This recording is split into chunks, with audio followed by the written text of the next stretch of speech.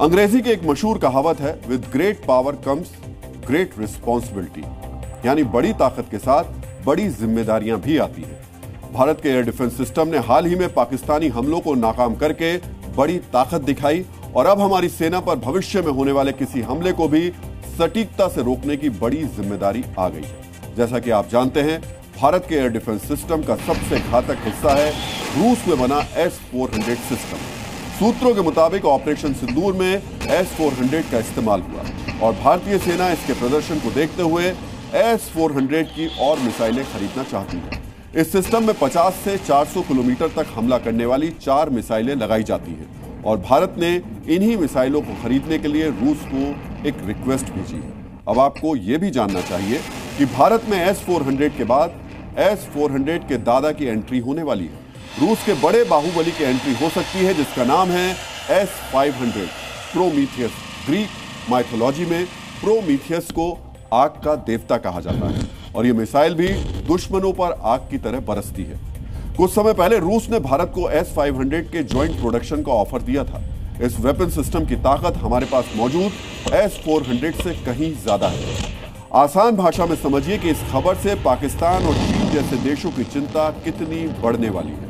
S-500 को हम S-400 का दादा इसलिए कह रहे हैं क्योंकि दादा का एक मतलब बड़ा भाई भी होता है। बंगाल में बड़े भाई को प्यार से दादा कहा जाता है और ताकत के लिहाज से S-500 S-400 के बड़े भाई की तरह। आसमान में S-400 की मारक क्षमता 400 किलोमीटर दूर तक है, जबकि S-500 की क्षमता इससे 200 किलोमीटर ज्यादा है, 600 किलोमीटर तक है। S-400 से मिसाइल, फाइटर जेट्स और ड्रोन मार गिराए जा सकते हैं, जबकि S-500 इस सब के अलावा धरती की कक्षा में मौजूद सैटेलाइट्स को भी मार सकती है। S-400 को किसी टारगेट पर हमला करने में 9 से 10 सेकंड का वक्त लगता है, जबकि S-500 यही काम 3 से 4 सेकंड में कर लेगा, यानी नया सिस्टम S-400 से 2 कदम आगे है। भारत की सीमा पर S-500 तैनाती हुई तो पाकिस्तान का कोई भी इलाका इसकी रेंज से दूर नहीं होगा। पाकिस्तान के वो इलाके जो अफगानिस्तान और ईरान की सीमा पर हैं, वो भी इसकी मारक रेंज में होंगे। रूस के मुताबिक S-500 से उन एडवांस फाइटर जेट्स को भी टारगेट किया जा सकता है जो रडार की पकड़ में नहीं आते। चीन के पास ऐसे लड़ाकू विमान हैं और पाकिस्तान ने चीन से ऐसे विमान खरीदने की कोशिशें शुरू कर दी। इसलिए भारत को S-500 जैसे हथियार की जरूरत होगी। माना जाता है कि दुनिया में S-500 की टक्कर का कोई और सिस्टम फिलहाल मौजूद नहीं।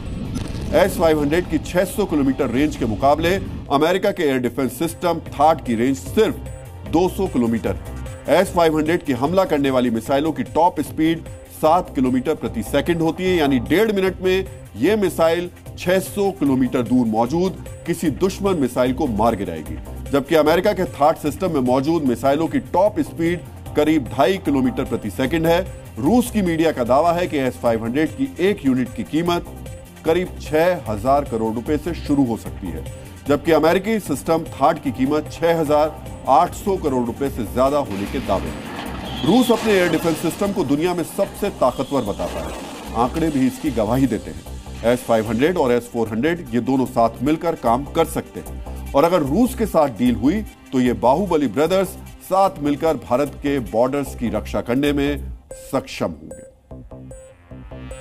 रूस ने दुनिया के किसी देश को अब तक S-500 का ऐसा ऑफर नहीं दिया है, क्योंकि डिफेंस और डिप्लोमेसी में परमानेंट दोस्त ही सबसे ज्यादा भरोसेमंद होता है। भारत और रूस के करीबी संबंधों की वजह से ही वर्ष 2018 में भारत ने S-400 सिस्टम खरीदने के लिए अमेरिका के प्रतिबंधों की भी परवाह नहीं की थी। अपने हाल में पाकिस्तान पर ब्रह्मोस मिसाइल के हमले की तस्वीरें जरूर देखी होंगी। भारत और रूस साथ साथ मिलकर इस मिसाइल को डेवलप कर चुके हैं। संभव है आने वाले दिनों में आपको पुतिन के बड़े बाहुबली यानी S-500 का भी मेक इन इंडिया वर्जन दिखाई दे। पाकिस्तान के ड्रोन हमलों का जवाब देने के लिए एक और हथियार तैयार हो रहा है। भारतीय सेना के लिए माइक्रो रॉकेट भरगास, ये इसकी एक टेस्टिंग हो चुकी है। ये एक एंटी ड्रोन सिस्टम है जो रॉकेट की मदद से स्वार्म यानी झुंड में आने वाले ड्रोन्स को मार गिरा सकता है। इस टेस्ट में 4 रॉकेट दागे गए हैं जिसने अपने लक्ष्यों पर अचूक निशाना साधा है। 13 मई को हुए इस परीक्षण के दौरान भारतीय सेना के अधिकारी भी मौजूद हैं। आने वाले समय में भार्गवास्त्र से बॉर्डर पर पाकिस्तानी ड्रोन्स को मारा गिराया जा सकता है, लेकिन उससे पहले यूपी में देश विरोधी साजिश करने वालों पर कानूनी ड्रोन गिरने शुरू हो गए।